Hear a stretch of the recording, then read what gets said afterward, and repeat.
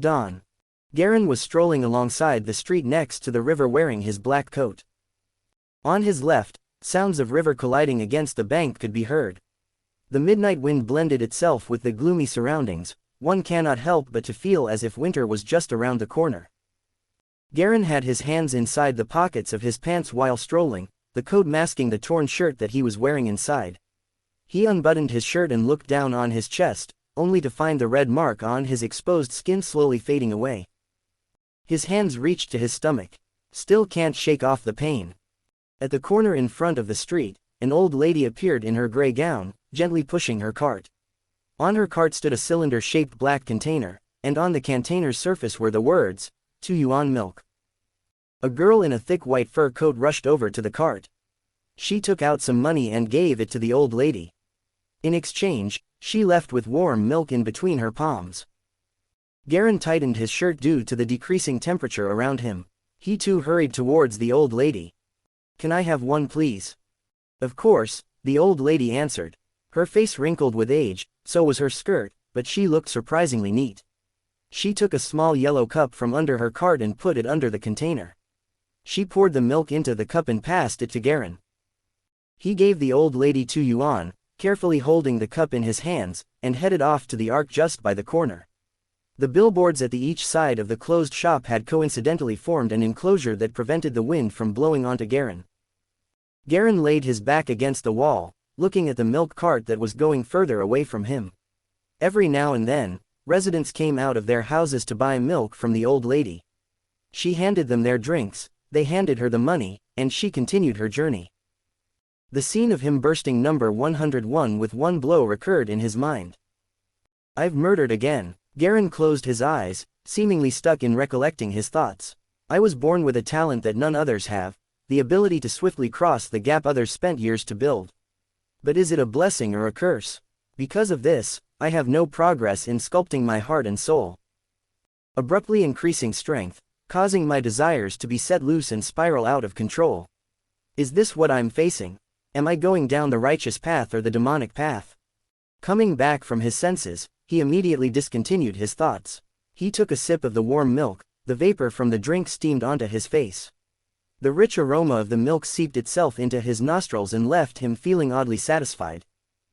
The fight with Golden Hoop 101. It was obvious that my speed could not match him, but my strength and defenses were enough to endure his hits. It didn't matter how many blows he laid on me, one blow from me was enough to seal the deal. Which was also one of the perks of strength-based fighters. Even then, my combat techniques are still not up to class. If my techniques were at a certain level, I'm confident that I'm able to strike first no matter how swiftly he moves. Until I'm certain I'm able to face these types of opponents with ease. Garen concluded while taking another sip from his milk. It seems as though the choice I made to strengthen my body first was right. No matter how fast a person is, a bullet is all that's needed to end a battle. This type of approach is safer, to say the least. Too bad I'm still fighting at the basic level. I still need to focus on solidifying a general move set before moving on. He crumpled the cup and threw it into a nearby trash bin after finishing his milk. Now, I'm simply strengthening my body and throwing it onto my opponent to see what happens. Things will be different, though, when my combat skills mature. Garen walked out from his hiding spot and headed towards the stone bridge. After crossing it, it took another 10 minutes for Garen to reach his house at Blue Tree Street. From this point on towards the whole area within Blue Tree Street was considered as the suburbs. Ding-a-ling. A bell rang from afar, signaling that the clock had struck 10. It's 10 already. Knowing this, Garen hastened his pace. The hills were especially empty during the night, except for the occasional carriage and cars along the road. It looked as though no one had ever set foot around here during the night. After coming out from an intense battle, Garen was exceptionally relaxed, having this silent night to accompany him. He walked without a worry along the main street, knowing that no one knew who he was and, naturally, will not have any intentions towards him. If it weren't a scheme specifically set against him, normal people would be just like chicks on his palm if they went up against him. Over at the stone bridge, a few drunkards sat on the floor boasting about their stories. A sharp smell of alcohol ran up to Garen's nostrils as he passed by. Garen had one of his hands on the stone bridge's rail. The cool rough surface of the cement that he felt from his touch transmitted into an image that was projected in his mind. Suddenly, he felt some pain surging from his chest to his abs. Garen was surprisingly calm because he knew it was the impact from the bullet that caused the internal pain. He tore off his tattered shirt effortlessly and threw it into the trash bin at the side. He only wore his coat cover his body as he made haste towards the direction of his house. Garen didn't even get far before a white carriage appeared coming towards his direction. The carriage made a sharp U-turn on the main street and followed him slowly. The carriage window slowly wound down, exposing Grace with her tired, yet emotionless face. "I have gotten the permission for the application. Now, regardless if it's the Golden Hoop, if they set foot in our territory, they must follow the rules. They must give a clear explanation on why they ambushed us now," she whispered. Garen jogged along beside the carriage. 101 died, he said calmly. Died? Grace glanced Garen for a second and noticed that he was showing no emotion. She immediately understood when she saw the cement powder on his face. "I understand. I will handle it. I received some intelligence this time when I went back to the company. The Golden Hoop dared to order some of their henchmen to kidnap the son and daughter of Dale Quicksilver and the White Eagle. The current status of their children is still unknown. It is obvious there are some motives behind this action." Garen regained his breath before speaking. "I've already saved the 2 children. Too bad they weren't grateful." Grace was stunned by his reply. She did not expect so much to have happened when she was not around. Did they see your face?" Her eyes fixated on the cement powder on Garen's face. "Supposedly no, but still, she is the daughter of Dale Quicksilver. She can easily see through the disguise. She is indeed a tough one." Garen recalled the moment the little girl stood up out of nowhere and questioned his expression. "Right, do you know how the factions divide themselves in the martial arts community?" he added. "The division of the sects." Grace was puzzled. "I'm not particularly sure about that, but from what I've heard it is separated into 2 groups, the official ones that train accordingly to build their physique and mentality, and the unofficial ones who train people to morph themselves into a human weapon to take lives." "Is that true?" Garen's eyes light up suddenly. "Then, do you know anyone well-known sects that train using the unofficial way?" "Give me a sec." Grace frowned. She went silent for a moment before continuing. "Your master is one of them. There are a few martial artists inside the province that follows this philosophy. It has quite an impact on the underground community there. It seems that they are quite accepted." "What about the martial artists that train formally?" Garen asked. "Almost similar. Besides the fact that they don't dwell in the underground community, they are quite in common with the unofficial ones." "Didn't your master or senior mention anything about this?" "I'm heading back first. Be careful when going back, Grace." "Relax, I've gathered enough human resources to deal with this situation." A killing intent could be seen in Grace's eyes as she continued. "I even have the police department on my side. This time I will give the Golden Hoops an unforgettable lesson." Garen saw the determination from Grace's eyes, so he didn't bother to continue. Garen passed by the village's main gate and saw the old guard watching him. The guard then scribbled on a piece of paper, face down. Before going up the stairway, he heard sounds of children crying coming from above, as well as a hoarse male voice coming from the record player. Garen skipped a few stairs and got to his floor in no time. The hallway was dark and almost pitch black, so Garen had to move slowly to avoid bumping into anything or anyone. He reached the door, took out the key, and inserted it into the keyhole. Ka-chok. The doorknob unlocked. The inside was dark and silent. Garen closed the door softly and changed his shoes before entering the living room. From the corner of his eyes, he spotted a shadow sitting on the couch. He could barely make out the shape of a human under the low lighting. Garen paused, before slowly realizing the shadow was of his sister. "Ying-er, what are you doing sitting here?" Ying-er sat silently on the couch facing down, her expression shrouded in the dark. The only light source was the faint light coming from the opposite building, shining through the window onto her. Garen noticed that her sister wore a black high-waist skirt with a dark-colored bow on her head. She even wore a pair of thick stockings underneath her skirt. She sat unmoved on the couch, without replying. Ever since he came to this world, Garen has always cared for his sister. Judging from his sister's personality, he knew something was up. He then shifted himself and sat beside his sister on the couch. "What's up?" What happened today? Aren't you going to the Jaderipple Lake with your friends tomorrow? Grace only replied after what looks like an eternity. I'm not going tomorrow.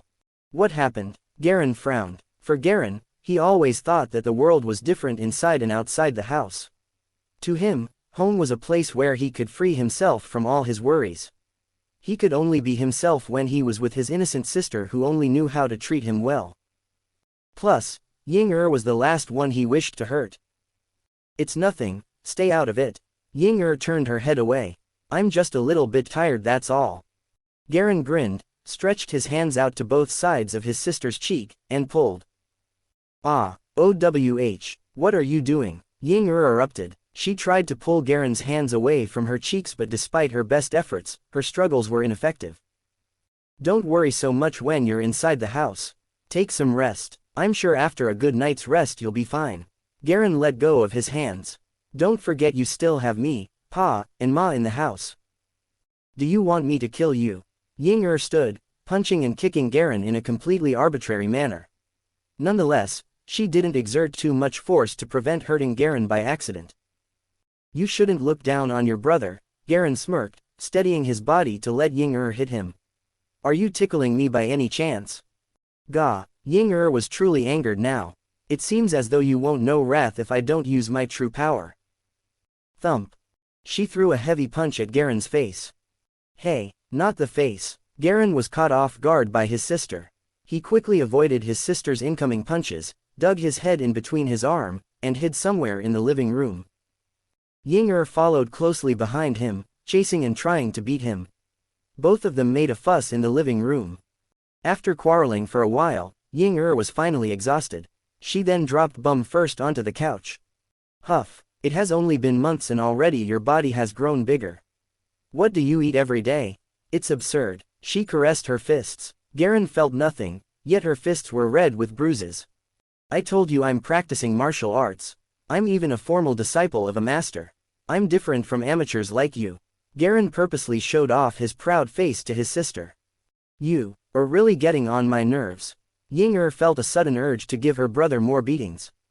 She inhaled deeply, suppressing her urges. Speaking of which, you had been gone all day for weeks now. What have you been doing outside? Did you found a job outside because it's the holidays now? Garen scooted over to his sister's side.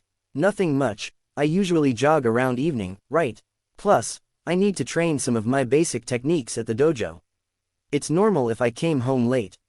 It's not good if you come home too late. Ying said, pouting her lips, and I heard a rumor about you and Fei in school. I swear I'm innocent. Garen was obviously in a predicament. He then started giving a detailed explanation to his sister about what had happened. Both of them cuddled up on the couch, chatting away. By the time they came to their senses, it had been 2 hours past midnight. Ying sat still on the couch, without any intention of going into her room. It could be seen from her face that she was tired. She sneaked a yawn when Garen wasn't paying attention. Are you sleepy? You can go to bed if you want, Garen said. He wanted to go sleep, but his sister was not tired at all. Garen rarely saw Ying under the weather, so he decided to stay with her. I am not sleepy at all, I will go to bed later. Are you sleepy? Ying said. She sat beside Garen and put her head on Garen's shoulder. She could feel Garen's muscles against her arm, and she felt safe staying beside him. Do you have other plans if you are not going tomorrow? Garen asked. It was rare for them to sit beside each other and talk for so long. Can't I just stay at home? Ying said. After thinking for a moment, she then asked, or take me to your dojo, I want to watch you guys practicing the skills. Am I welcome there? Nope, Garen answered without thinking. Ying looked irritated again. Don't, it's not my rule, and you know I can't show you the secret arts. Garen explained quickly, and he did not want Ying to get angry again. That's true, but how about after the practice? I went to the dojo once and I heard there was a pretty lady driving you there every day. Is that true? Ying asked, and she had a forced smile on her face. Well, Garen did not expect to go to the White Cloud dojo alone, and she even asked someone there about him. It looked like she already knew about Grace, and it gave him a bit of headache. He knew Ying liked him, but it wasn't due to them being siblings, it was because of something else. Fine, I am tired now, I'm going to sleep. Ying stood up and walked towards her bedroom. Garen was not sure how to best explain this, because his relationship with Grace was all about underground business. He did not want Ying to get involved and wanted his sister to live a normal life. Ying stood by the door of her bedroom, turned back around, and said, "You are old enough to make decisions by yourself. I think I put too many restrictions on you." She did not wait for Garen to respond and just slammed the door shut. Garen shook his head and felt a bit speechless. He decided he would go to bed after brushing his teeth. Straighten your fists. If your stance is wrong, you will lose your balance. If you keep going without correcting your stance, your knees won't be able to handle all the pressure, and they could be damaged permanently, Farik said. Senior brother Farik was standing beside Garen in the martial coliseum, and he was correcting Garen's basic stances. The two looked like an adult and a kid standing beside each other. Garen grew taller and stronger recently, but he still looked small comparing to Farik. Farik was half naked, his skin was tanned by the sun, and his muscles were hard like rock. Garen could see the veins on Farik's skin, with a white tiger tattoo just like the one senior sister had, but around his chest where senior sister's was around her back and arms. Besides all the basic attack and defense techniques in martial arts, there are also basic training techniques.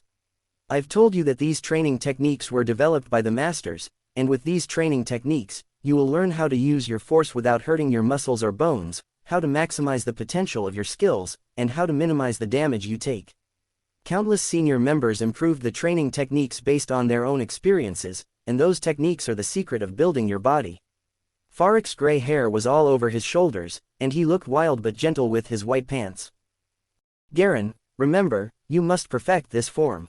You should make sure your center and your stance are stable.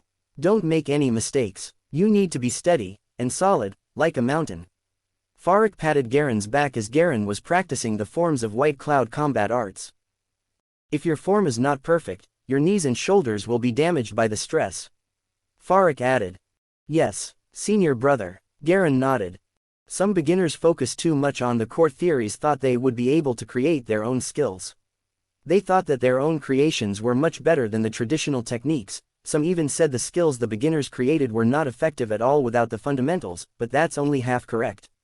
Farik watched Garen practicing the form, and Garen looked like an elephant that had lifted its feet. In a real fight, the freestyle combat is actually very effective, but using those skills will damage their bodies. If you want to hurt others with those skills, you will have to hurt yourself first. Martial artists like these won't live long, though they are good at fighting others, Farik said, and he started to practice the elephant form as well. Forms will change with the development of martial arts. The forms from the Mammoth Secret Technique and Behemoth Gate you are practicing are new. The master already improved them, and you need to find the most comfortable stance by yourself while not making any mistakes. You should not let others break your stance easily. Farik crossed his arms, and raised them in front of his chest. He leaned forward a bit and bent his knees a little. One of his feet was out in front, and the other was places behind. Farik's stance looked unbreakable. Human bodies are different from one another, and you need to figure out what suits you the most, then you will have your own perfect stance, Farik said. Garen nodded, and his eyes were half closed. He imagined himself as a mammoth lifting its forefeet in the air, but he realized he was still not steady enough. Keep making minor corrections. Don't just imitate others. Their stances are developed for themselves, and you still need to find the stance that suits your own body. Garen heard Farik's voice again. Understood. Garen started to adjust his stance again. Gates with long histories all have their own stances, Farik said, and he moved to the front of Garen. Besides building your body and helping you reach your optimum state, the stances also have another central role, to fight and to kill. Farik said. Fight and kill? Garen asked. Yes, all the stances were created for the same purpose. To help you use your combat techniques faster and easier. Every gate has their own combat techniques, and that's the reason why the stances are different from one gate to another. With proper stancing, you will be able to use your skills easier, and your opponent will have a harder time trying to figure out your combos, so you need a stance that can help you unleash skill combos that will fit into any combat situation. Alright, Farik said as he patted Garen's shoulders, let's give the stance a test. Your 4 forms are pretty good already, and you should be able to use them well. Come here, Farik said. Garen nodded and opened his eyes. He then followed Farik to a wider space. Using his mammoth stance, he said with a light tone, attack me. Use any skill you want. Sure. Garen did some preparation and stared at Farik calmly. Ha! Garen yelled, and he used an overhand punch. P.A. Farik waved his left hand, and redirected Garen's attack towards the side. Garen was going for Farik's waist, but missed his punch after it was deflected. Garen did not give up. He kicked out towards the front and used a third of his strength, aiming at the gap between Farik's arms. He suddenly felt his ankle ache, and his right leg was caught by Farik's arms. Yoink! Farik imitated the sound of bone breaking, and he moved his arms a bit. He sounded a little cruel. There goes your right foot. It will be broken in half, Farik said and released Garen's leg. He returned to the mammoth stance again. With this stance, I will be able to defend attacks from most of the angles. The only problem is attacks from the rear, but most martial artists have this problem. Remember, never show your enemies your back.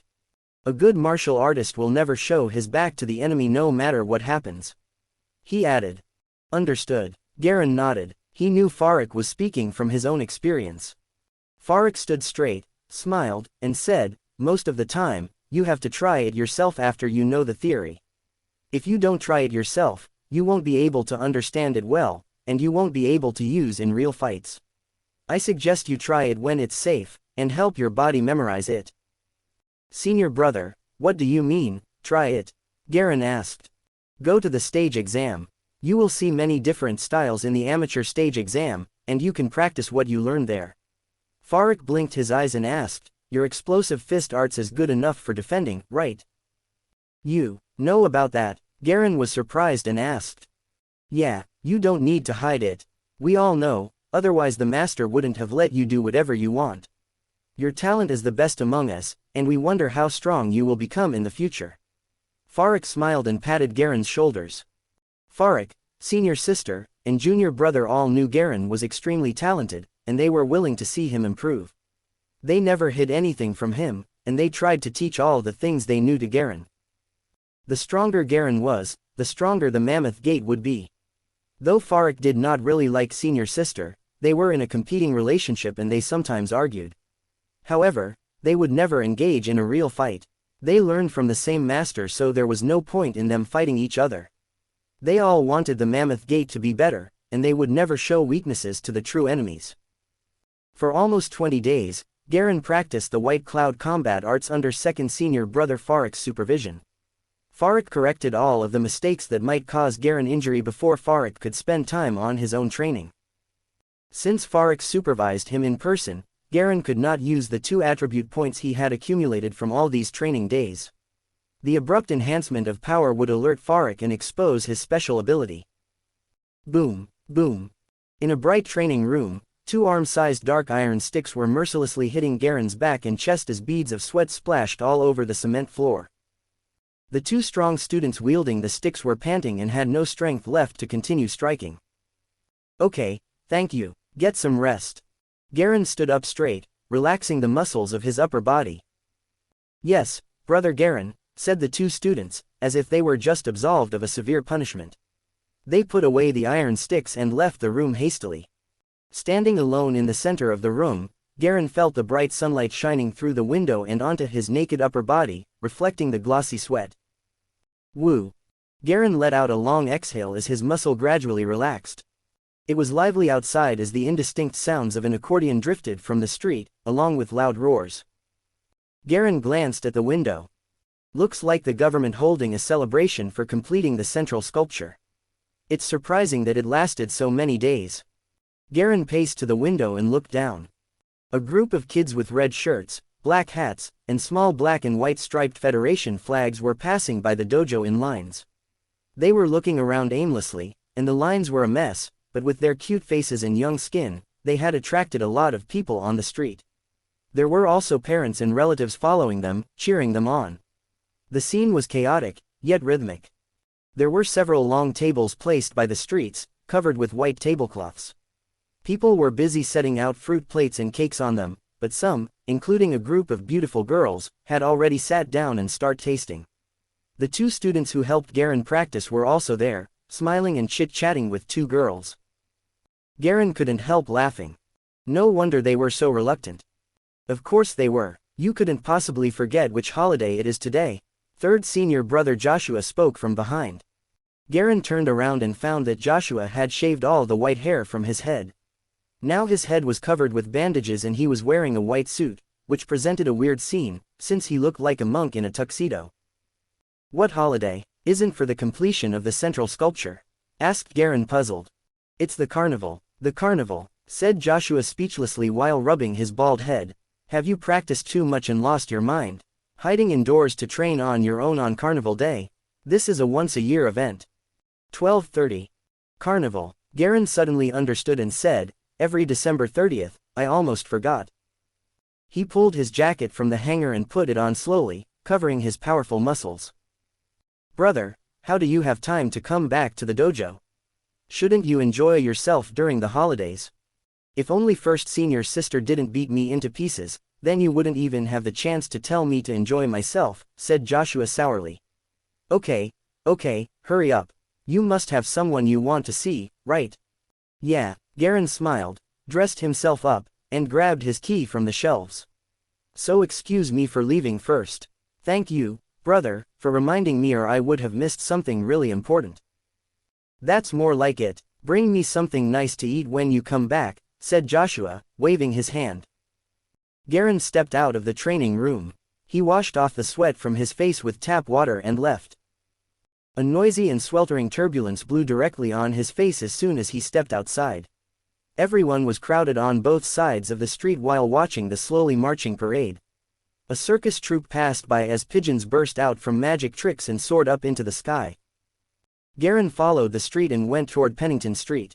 He made a few turns, bought some tarts and 2 glasses of tomato juice, then he headed to the Dolphin Antiques store. It was noon and the store door was open. Old man Gregor sat on a wooden stool by the door, smiling and staring at some young girls passing by. They were dressed in refreshing short red skirts and white stockings. From time to time, while holding up their fluffy pom-poms, these girls shouted out the slogan. Aria School, forever the best. They were only around 16 years old and passed by the antique store in a very neat queue, shining with youthful vitality. Garen looked at the old man on the other side of the street across from the girls.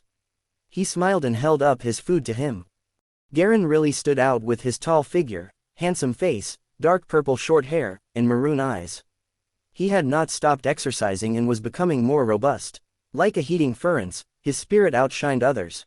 Some girls flirted with him, showing great interest. Hello, handsome. A blonde left the queue and nudged Garen a bit. She had her dark blue eyes on him and looked coy. She flicked a note to Garen without anyone noticing and Garen caught it.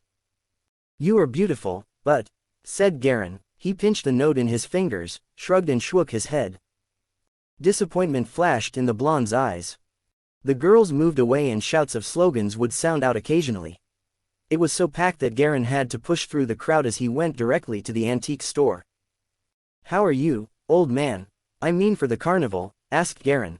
He sat down on the stairs beside old man Gregor, disregarding the dirt. He passed the tomato juice and tarts to him. Same old, same old. Ain't the girls from Aria School beautiful? You feel tempted. I saw someone gave you a note just now, said old man Gregor with an obscene laugh. Such an old age, yet still a pervert, said Garen speechlessly. Mom, a little boy ran past Garen and lost his balance. He fell over in front of Garen. Garen lifted the boy up. The boy didn't even shed a tear and continued to rush forward to a beautiful woman's embrace. The woman gave Garen a gentle smile to thank him and left with the boy. My grandson should be that age if he were still alive. Garen could hear the sorrow in the old man's words. He did not reply and simply sipped on his tomato juice. He stared at the lively street, waiting for the old man to continue. It was my fault for getting my son and daughter involved. How regrettable. Gregor sipped his juice and murmured, it's a pity.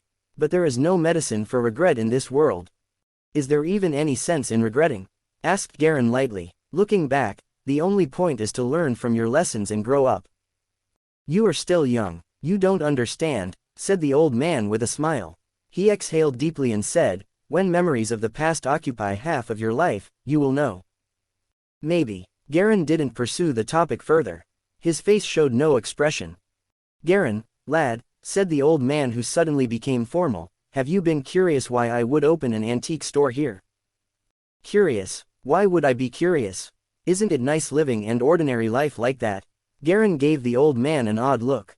Right, do we continue our lessons today? Of course, learning is something you must stick to every day.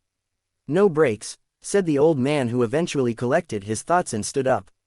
Come on in, today is the carnival, so I have a special treat for you. Mystified, Garen followed him into the antique store. The old man closed the front door. Light came in through the small window above the door and illuminated the room. Gregor carried 2 thick books from the back room and sat at the desk. Pointing at the books, and he said, these 2 are the textbooks that I will spend most of the time to guiding you through. You can go through them yourself now. There are hardly any errors in them, I'm sure. I proofread them myself very carefully, so don't worry. Thanks. Garen randomly picked one book on the side. The pages were full of red marks and notes, which covered the entire 2,000-page book. He switched to the next one. It was the same. I annotated those 2 books a long time ago. All errors have been corrected. I meant to prepare it for my grandson. Well, who would have known that you'd get to use it first? Said the old man. Garen smiled. He knew that the old man prepared these books specifically for him since the notes were still new. Old man Gregor only told him that the textbooks were prepared for someone else out of the fear of pushing Garen too much. Previously, Garen unintentionally mentioned that he wished to have more systematic textbooks. To his astonishment, Gregor actually took out 2 heavy dictionaries. Garen was honestly touched seeing all those densely marked pages. God knew how long it took for the old man to complete everything. So these 2 books are all the rudiments I need to know? He asked as he closed the book. More or less. The next step is to learn appraisal by hand. To enhance your level, you must feel the object in your hands. Plus, you have to know every detail in the history of all kinds of objects, said the old man, who took out a pair of glasses and started polishing. Garen nodded. He moved a stool to the old man's side and sat on it with his back straight. Where do we start today? Regarding theory, you've mostly understood the basics. You will become an appraiser after understanding these 2 books and experiencing some practical application. Your mission for today is to start reading these 2 books. You can even take them back with you if you want. The things that I've told you are all in these books. You can come find me again if you have any more questions, the old man replied calmly. Garen nodded, flipped open the first page, and began reading the book attentively. 2 hours went by without a notice. Garen let out a long and deep breath, remembering the page number he had last read before closing the book. Old man, it's already 3 o'clock. I need to go back and celebrate the holiday with my family. Take the books with you. I will be meeting some of my old friends soon anyway. It'll be better if you're not around then. The old man's eyes never left the book he was reading. He waved at Garen impatiently, as if wanting him to be gone at once. Garen grinned and picked up the 2 books. Then I'm heading out now. I'll be back tomorrow. Hurry up, seeing you taking your time annoys me. The old man didn't even bother to look up. Remember to write down the questions you want to ask on a paper. Got it. Garen walked out of the shop playfully swinging the books. He turned his head to look at the old man before letting out a smile. Stubborn old man, I know you're celebrating the holiday alone. If you truly have friends, they sure took their time visiting you. The streets were filled with flowers and paper confetti. There was also some dove feathers and smashed cupcakes lying around. Garen had not even gone far before noticing Grace standing with a stern look beside a car near the entrance of Pennington Street. She seemed to be waiting for him. Garen hurried himself over. Did something happen? Dale Quicksilver is here. He wants my company to help him identify something. Grace whispered, let's talk in the car. Garen frowned. He was a bit startled when he heard that Dale Quicksilver was looking for Grace. The 2 of them sat side by side in the front seats. They cranked the windows closed to dampen the sound of the marching band passing by. Grace took a photo from her purse and passed it to Garen. Dale Quicksilver approached us out of nowhere this morning. He took this along with him and asked me to identify it. Garen received the photo from Grace. He was clearly shaken by what he saw. The photo showed the bronze cross emblem he left at the Silversilk Castle. Is this? He observed the emblem in the photo carefully. The black and white photo was shot at a very close distance. Everything was shown very distinctly. Hasn't Dale Quicksilver investigated the Silver Silk Castle incident thoroughly? Doesn't he know where this emblem came from? Garen asked softly. Of course he knows. What he wants to know has nothing to do with the information about the Silver Silk Castle. The look on Grace's face was exceptionally serious. He wants to know the origins of the emblem, from before the Silver Silk Castle incident. Before, Garen felt goosebumps recalling the strange events he encountered during his time at the castle. He almost broke both of his arms back then, and he had tried to forget about fleeing with his tail between his legs. Looks like they're facing the same problem as us. He glanced out of the car window at the marching band. He spotted a kid wearing fake armor and dancing delightfully with a balloon and a badminton racket in each hand. Garen closed his eyes. His eyes reflected with a bit more seriousness when he reopened them. So where is our detective now? At our company. Let's go and find him then, Garen replied heavy-heartedly. If it is as predicted, we could even lend a hand to our detective to know more about what happened to me last time at the castle. He murmured, looking out the window. He had a hunch that everything started at the Silver Silk Castle. Okay, Grace replied as she started her car and drove slowly toward the crowd. The scene shifted to a small room in a motel. Ha ha ha, Mr. Quicksilver, it's been a while. Garen gave Dale Quicksilver a big hug with a big smile on his face. Indeed it has been a while. Quicksilver had happiness shown all over his face. Did that golden hoop guy bring you any trouble, Mr. Kelly? I had asked some of my men to find you after the incident, but to no avail. After all that effort, I can't believe that you are here, standing in front of me. Such fate we have. The detective still carried a smoking pipe with him, along with his black coat. Standing beside Dale was a beautiful lady in a white gown with a feather hat. Her arms crossed delicately at her waist, showing off her elegance. This is my wife, Marianne, Quicksilver introduced. Nice to meet you, Mrs. Quicksilver, Garen nodded while smiling. Oh please, Mr. Kelly, you're being too formal, Marianne answered sheepishly. All three of them sat on the couches, facing each other. Garen then took out the photo showing the bronze cross emblem. Mr. Quicksilver, I'm actually a professional appraiser from the Manuelton Corporation. When I heard that you wished for this item to be identified, I immediately took this matter into my own hands. Time went by so quickly, my friend, and it has been 2 months since the last time we met. Indeed, my friend, such a coincidence. I admit I did not expect that you were working for the Manuelton Corporation. Dale smiled before continuing, do you by any chance know where this thing came from? Garen frowned after hearing this. He sat silently, looking as if he was recalling something. Regardless, the couple was not in a rush. They sat there quietly, waiting for Garen to speak. Garen only let out a word after a few minutes of silence. Truthfully speaking, I'm afraid that this emblem is an ancient artifact left by a kingdom from 1,000 years ago. 1,000-year artifact, the couple jolted from what they had heard. Indeed, 1,000 years ago, there was an ancient kingdom called Nadama, located where our federal state is now. There's very little information left regarding this kingdom. Thus, I based my judgment on the characteristics of this emblem. As for the origins, I'm afraid that I cannot help you with that. Garen let out a sigh. The information given was not from Garen, but from real appraisers from the Manuelton Corporation. He was just pretending like he knew the details. If that's the case then, the couple exchanged eye contact, both looking worried. But, hesitation could be heard from Garen's tone. I'm not sure if I should tell you this. Dale's eyes sparkled with hope, so he immediately asked, Mr. Kelly, please do not hold back on us. We've been through so much together that there's nothing that you should hide. Garen glanced at him and saw the determination from his eyes. He showed a face of determination in return. If that's so, regardless of whether you guys believe me, I will be telling you too about the other data that we collected. He hesitated before continuing, no, it is not categorized as a data, but more of a hunch that I have. He eyed them before saying, I think that this emblem is a cursed antique. A cursed antique. Dale Quicksilver staggered. He regained his posture before mumbling, I should have known. I should have known. Mrs. Quicksilver was still seated at the side. Sweat could be seen dripping down from her forehead. She was worried about her husband's reaction. Indeed, this is an antique that brings misfortune. There was some firmness in Garen's tone. I have a natural talent for recognizing antiques that are cursed, and I'm confident in identifying anything that falls into this category.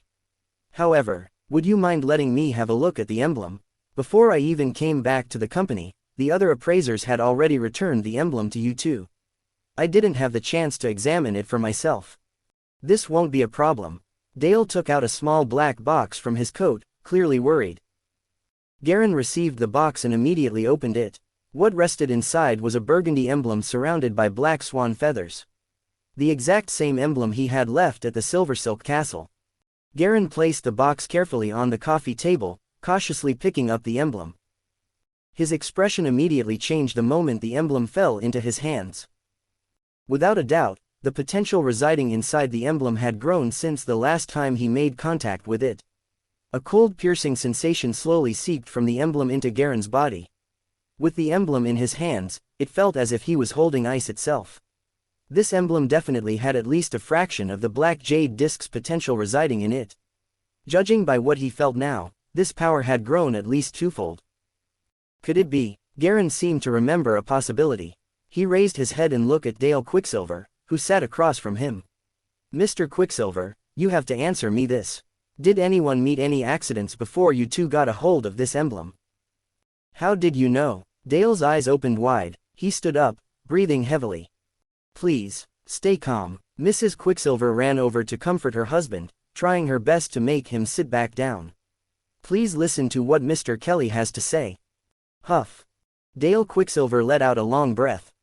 I apologize for my rudeness, Mr. Kelly. It's all right. Please, call me Kelly. We are friends, right? Garen nodded. Sure, Kelly. Would you mind telling me how you knew that there were people involved in accidents with this object? Though Dale Quicksilver sat down, he did not break eye contact with Garen. This is very important to me. Did someone close to you have an accident?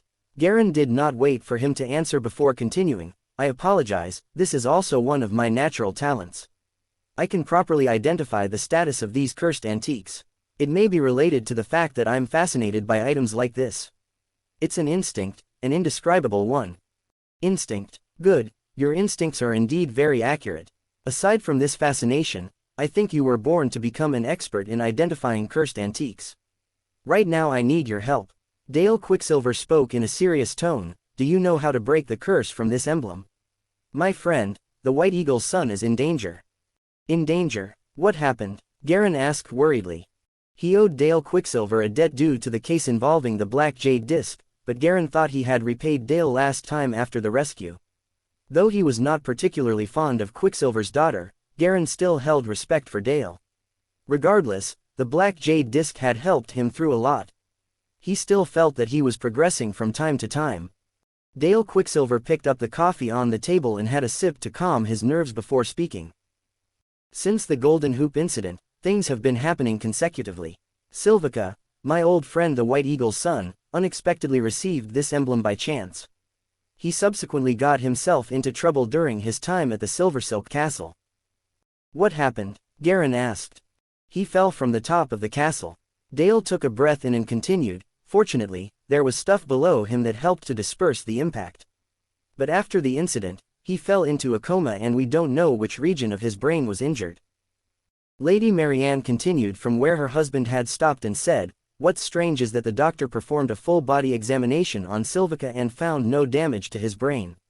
Yet, he still lies unconscious in a hospital bed. She also had a worried look on her face. If it is possible, we will be glad if Mr. Kelly can lend us a hand. Garen frowned, looking at Dale Quicksilver and Lady Marianne. It was obvious that both of them thought of Garen as someone who had extraordinary ability. No doubt they hoped that his ability could help him resolve Silvica's situation. I'm afraid I'm going to disappoint you. Garen had all of his fingers crossed, with a weary look on his face. I gave a judgment on the cursed antique based on my hunch. It's not like what you guys have in mind. I'm just a normal person with a natural-born talent. But still a normal person. But, what about Silvica? Stop mentioning it, Marianne. Dale Quicksilver prevented his wife from finishing her sentence. I can very clearly see that Kelly can't help us in any way. He isn't lying. The detective scowled. then slowly returned to being calm and logical. From the looks of things, we still need to know about the origins of this emblem. I have stayed at the Silver Silk Castle for so long, yet nothing has ever happened to me. Why did Silvica encounter danger so quickly? Indeed, this matter needs to be analyzed thoroughly. Garen nodded in agreement. How about this? I'm quite free during this time of the month, so maybe I can check things out with you guys and give you a heads up if I find anything relevant to the cursed antique. I've always thought curses were a myth, but after witnessing how you deduced the situation so accurately, maybe there are some secrets hidden inside this emblem. Screw it. Dale Quicksilver stood up. If this cursed antique is really useful and if it's the root of Silvica's condition, then we have to take this emblem and experiment on our own to fully understand the situation. Please, let me be the one to do it. A male voice came through the window. A white shadow came into the light and a man with a white coat and blonde hair can be seen from the half-open window. He took a seat on a corner of the couch. I'm sure the golden hoops are the ones behind my son's situation. Curses are just some folklore made to frighten kids. This world is full of people trying to deceive others by making up myths and fairy tales. Garen raised his head and discovered that this guy was the one that showed up beside the kids that night. He still remembered being criticized by this guy for being too violent and that his martial arts swayed onto the demonic path. He is the White Eagle, who is also my best friend. Dale Quicksilver introduced him while standing up. In the meantime he reintroduced Garen to his friend, but this time as Kelly. The White Eagle used his sharp vision to scan Garen and nodded. I'm afraid we might need to depend on you this time. He did not recognize Garen as the look-alike disciple of the Behemoth Gate from that night. It's no big deal. I have endured hardships with Dale before and it is only right if friends help each other out. Plus, this incident involves the cursed antique, which pretty much suits my interests. Garen dismissed the formality and said, okay, let's not waste any time. When are we going to the castle? How about tomorrow? We gather here at Manuelton Corporation in the morning and then head off to the Silver Silk Castle, Dale suggested. No problem. Sure. Then it's settled. Dale then reached for the emblem on the table. I got this emblem from Silvica's body.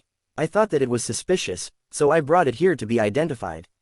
Who would have known that things would turn out like this? My friend, don't worry too much. Everything will be all right. Garen let out a sigh, while one of his hands patted Dale's shoulder. There were two reasons why Garen was being so nice to them. One, he sincerely wanted to repay Dale Quicksilver's kindness, and two, he was genuinely interested in knowing the secrets hidden inside the cursed antiques, especially after being affected by it at the Silver Silk Castle.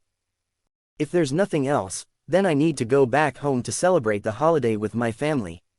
Garen stood up. Please excuse me. Please. Please do. The Quicksilvers immediately stood up formally. Please make yourself at home, you three. I'll be going now. Garen turned and left the room. The moment before the door fully closed, his eyes were focused on the White Eagle. He couldn't help but have a weary look on his face. That guy stayed hidden outside the window throughout the conversation and I didn't even manage to notice him. This guy is definitely not an average Joe. Grace awaited him at the door and they both headed downstairs. This here is one of the divisions that I'm in charge of. Basically, everything here is at my disposal. The results regarding the situation you want us to check on are already here. She handed Garen a copy of the results. Garen looked at the results and was thrown deeper into confusion. No obvious scars. The first judgment is a cardiac arrest. Yes, it is possible that it's related to poisoning. In a manner of speaking, the suspect has already taken action and, judging by the looks of things, he is very determined this time around. I can't believe he will strike at this crucial moment, but I'm afraid I cannot assist you this time, Grace said disappointedly. It's all right. I will investigate this matter with the help of the detective and his friend. It helps that this is according to what we initially intended, Garen replied, winking. Grace had no idea what his initial intention was, but she nodded along. Any preparation needed? If it is possible, please prepare me a gun. Garen grinned. Garen reached his home before dawn and spent his evening celebrating the festival with his family. They only had a simple meal and some conversation about each other's recent situations. He went to bed after washing up. The next morning, he went to the Manuelton Corporation's division after applying his makeup. Surprisingly, Dale Quicksilver and the White Eagle were already there waiting for him. You guys are early. Are we driving there? Dale stood beside the White Eagle in front of the building. Mary Ann and Dale's pretty assistant were nowhere to be found. Parked beside them was a black sedan with two car lights as big as goldfish eyes, dead goldfish eyes to be exact. I'm driving straight to the Silversilk Castle. Is everything prepared? Dale Quicksilver opened the door and sat inside. The White Eagle and Garen followed suit. After the doors were closed, the White Eagle took out some cigarettes from his pocket and handed one to Garen. Thanks, but I don't smoke. Mr. Kelly, I'm sorry we have to drag you out this time. The White Eagle lit his cigarette and took a puff from it. He lets out the white smoke before continuing, regardless of this case being solved or not, I owe you one. You're Dale's friend, which makes you my friend as well. There's no need for such formality between friends. Plus, I volunteered to do this myself. Garen grinned. I can see that you're a righteous man and worthy of being a friend. Likewise. The White Eagle smiled in return. The car engine slowly warmed up, then they drove onto the streets into traffic. After 10 minutes or so, the car slowly drove out of Wyshan City onto a mountain road. The car sped through the withered grass and through the wilderness. Inside the car, Garen toyed with his black revolver, flipping it from front to back and then from left to right, as if he wanted to try it out soon. Kelly, is this the first time you've handled a gun? Dale noticed Garen's actions from the reflection of the rearview mirror. Yes, there's practically no use for guns within the city, but since we are going out in the open, Grace gave me one for protection purposes. Garen seemed to be fond of his mini revolver. In this world, a revolver can only hold up to 6 bullets at a time, and after a bullet was shot, it reloaded automatically. It can be regarded as a semi-automatic. We should spend some time at the shooting range when we're free. The White Eagle chewed on the remains of his cigarette and suggested half-heartedly. He took out a white revolver from his waist. For now, let's take care of those filthy pests behind us. Before he even finished his sentence, he forced open the door and jumped out. Bam bam. 2 consecutive shots were fired, then the sound of a car skidding as it suddenly braked was heard. Screech. Dale Quicksilver instinctively stopped the car. He immediately got out from the car. Garen, not wanting to be seen as a weakling, also pointed his gun behind him. From the car window, he saw the White Eagle had gunned down one tough henchman, rolled forward, and executed 2 other henchmen who were hiding behind. There were 2 additional black cars following behind the first car. 6 other henchmen came out from their cars and 4 of them were instantly shot dead by the White Eagle. The remaining 2 tried to escape by driving off with one of the cars at the back. The White Eagle smirked and fired 2 more shots from his gun. Boom.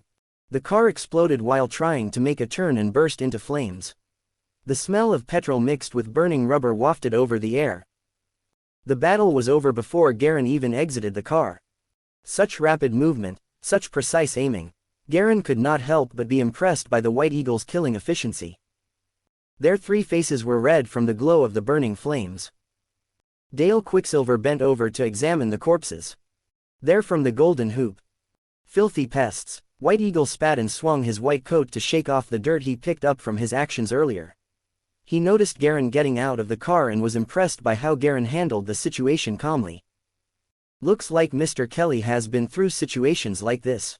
I've heard that you took care of the man from the Golden Hoop last time, right? Care to spar with me sometime? I can't compete against professionals like you. I'm just interested in ancient antiques, and I'm sure you understand we can't be in this field if we can't adapt. Garen shrugged bitterly. True. Okay gentlemen, let's head back to the car. Leave the killing for professionals like me. White Eagle kicked away the corpse at his feet and turned toward the car. The other 2 followed. Igniting the car, the 3 of them drove faster to make up for lost time. Nobody said anything inside the car. Garen snuck a peek at the White Eagle. The White Eagle may look like a relaxed person, but he was actually always on high alert. Rumor was that he had certainly learned a lesson after they were injured by the explosive trap set by the Golden Hoops. Since then, he did not let his guard down like he used to. Dale Quicksilver was focused on driving. From his eyes, it could be seen that he was thinking of something. Since White Eagle is always on high alert, I might as well take a nap. Garen decided to rest in his seat. He then slowly drifted away into slumber. After what felt like an eternity, the car slowly came to a halt. We are here. Dale Quicksilver's voice transmitted from not too far away. Garen slowly opened his eyes as his gaze extended beyond the car window. On a simple yet beautiful hill, Canoe Town's two-story buildings hid among the mists and decorated the hill. A boy riding in a cow-drawn carriage curiously looked at the black car while passing by. "Are we here?" Garen stretched. "Yes, after a couple hours of driving we have arrived at Canoe Town. We still have some ragged distance before we reach the Silver Silk Castle, but we can't get there by car." Dale Quicksilver exited the car and stared into the sky. "The weather doesn't look too pleasant, so we should make our way there as soon as possible." Garen followed him out of the car and gazed at the gloomy gray clouds in the sky. The wind was picking up in speed as a hint of rain flourished. "It is noon, but the sky looks murky. I think heavy rain is inevitable today." "Then let's get there before the rain." The White Eagle switched to the driver's seat. "I'll go park the car. You guys go find a carriage." "No problem." Collectively, the three tasked with different duties managed to find a driver who was willing to go to the Silver Silk Castle at twice the regular fare. The carriage hit the road again. It took the group of three another 2 hours to finally reach the small hill they visited before. They gazed at the distant Silver Silk Castle as they stood on the grassy, dark green hill. The castle and its grounds were still shrouded by white ashes. Some black charcoal was mixed in, which made it look like coffee mixed with baby formula. The triangular castle was quiet, casting an uneasy silence. The sound of tree leaves rustling from the forest dispersed to the surroundings. Roar. The booming thunder spread from the dark, overcast sky. It rumbled from the distance, passed over them, and finally resounded into the horizon. "Oh, is this the Silver Silk Castle? It's got a pretty nice atmosphere." The White Eagle laughed sarcastically. However, his eyes rapidly scanned the area. "We are going to live here for the next few days. The police department initially left 2 people to watch this place, but I told them to leave yesterday. The scene is the exact same as when Silvica was injured." With a serious face, Dale Quicksilver said, "Let's go. It's going to rain." He took the first step to walk down the hill. The White Eagle followed. Garen carefully examined the far left window on the second floor of the castle, where he had fallen after being pushed, then followed them. The group of 3 tread on the dark green hill as if they were 3 small ants on a giant green carpet. They looked insignificant. There was not another soul within the vast tract of grass and forest surrounding the castle. Only 3 figures approached the Silver Silk Castle. Kacha. Blue lightning broke the sky as thunder roared. The 3 of them sped up to the castle fence. They quickly came through the front gate. Dale Quicksilver took out the key to open the door. The White Eagle was examining the surroundings with his eyebrows raised. Garen gazed at the castle in front of him with a hint of gloom pervading in his mind. Last time, he was pushed and fell out of the second-floor window without a clue of what happened. He had not seen a figure when he turned around, but heard a chuckling noise. Now that he was in front of the castle again, the Silver Silk Castle was masked by a layer of mystery. "If possible, I want to go back to that room again." In the previous life, Garen was not a fearful person. Although goosebumps covered his skin and his head tingled, it made him even more excited. "The more I feel afraid and frightened, the more it exposes the weakness in my heart. This world is much more entertaining than the previous one." The thought crossed his mind. Crack. The door opened. The 3 of them strolled past the door. Dale Quicksilver slowly closed the door behind him. The hall was pitch black. Dale Quicksilver took a torch from the wall and lit it. "Should we go separately or together?" "Together. It would be problematic if we encounter the Golden Hoop," the White Eagle said with a stern face. "True," Garen agreed. "Then let's go the crime scene first. The place where Silvica found the emblem," Dale Quicksilver suggested. Garen and the White Eagle didn't disagree. The 3 of them followed the curved stairs to the second floor. Crisp footsteps echoed in the hollow, yet frightening, castle. The 3 of them hastily entered the room where Garen was pushed. With a squeak, the door was forced open. A layer of white dust fell from the doorframe. "I thought Kelly settled here last time, but it looks like you didn't stay in this room." Dale Quicksilver smiled. "Why is it so dusty?" He didn't walk into the room but squatted in front of the door. The room looked run down. The floor was covered with a thick layer of white dust. There was nothing in the room besides a giant bed, a box, and a chair. In the middle of the dusty floor, there was a faint trail of footprints. Those are Silivka's footprints. It appears that he found the emblem on the bed or on the box and then for some strange reason decided to jump out of the window, Dale Quicksilver said in a deep voice. I didn't let anyone touch the crime scene. The White Eagle nodded as he also examined the placement within the room. Only Garen felt a tingling sensation on his scalp and goosebumps the moment the door opened. He vividly remembered that he had entered this room before. Everything in the room was arranged the exact same way as before. Yet, there is no way there would be this much dust in the room after a period of just 2 months. The key point was that Dale Quicksilver had rested on this bed before. They even changed the bed sheets for a brand new set. Now, the bed looked like no one had used in years and was covered in dust and cobwebs. The bed sheets were a faded yellow color. Dale, the last time you came with me, didn't you live in this room? Throat dry, Garen squatted down. How come? Dale Quicksilver glanced at Garen with a puzzled look. Only Silivka came in this room before. The dust on the floor is at least a few years old. Garen remembered the last time he came into this room and a peculiar feeling that could no longer be suppressed overwhelmed him. Then, which room is the one that I came to last time? Garen was no longer calm. Could it be Dale that purposely fabricated this place? He carefully inspected the room as he looked from outside the door. Everything was identical. The only difference was that the place was dustier and worn down. What should we do? He lowered his voice but didn't tell them the story about last time. Tidy this place up again. We'll live in the 2 rooms beside it. I want to see how strange this Silversilk castle is, Dale Quicksilver said with conviction. How should we organize the room? The White Eagle looked at Garen. Why don't we move a bed and all live in a room together? There is no way I can keep both of you safe at the same time otherwise. Garen took a moment to think before he shook his hand. Don't worry about me, I'll sleep in a room by myself. You guys can share a room. The White Eagle can protect Dale. Don't forget I am not a powerless ordinary person. He showed a slight smile. Okay, this works. I want to see the truth behind the antique of tragedy. Dale Quicksilver nodded. Gotcha. Another lightning bolt flashed across the sky. The bright light cast a pale white on their faces. The thunder continued to roar in the distance. Splash, splash. Giant raindrops hit the windows of the castle and cascaded into a continuous wave of impacts. Who is it? Dale Quicksilver's vision suddenly focused as he immediately pulled out his pistol and aimed directly behind Garen. The 2 of them were facing each other and the pistol pointed toward the hallway behind Garen. The White Eagle slightly frowned as he didn't feel anyone behind him. He, like Garen, was also facing Dale. He turned around and asked in a puzzled voice, what happened?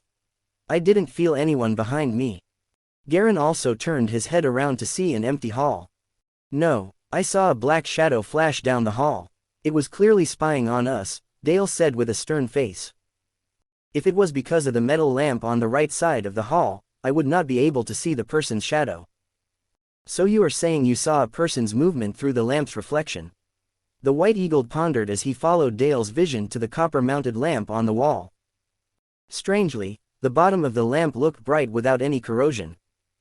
Yes, let's stay in a room together.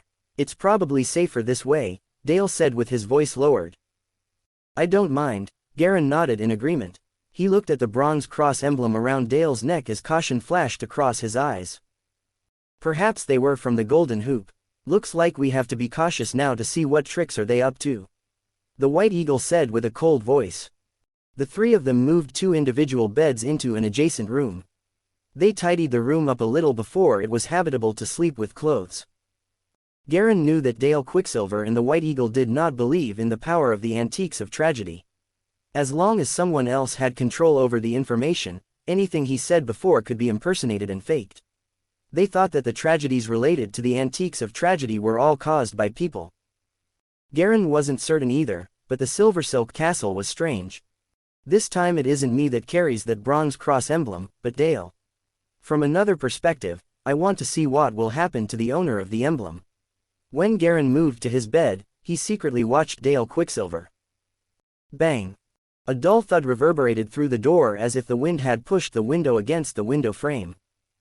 The 3 of them sat separately on a bed or a chair. They didn't make any noise as they listened silently.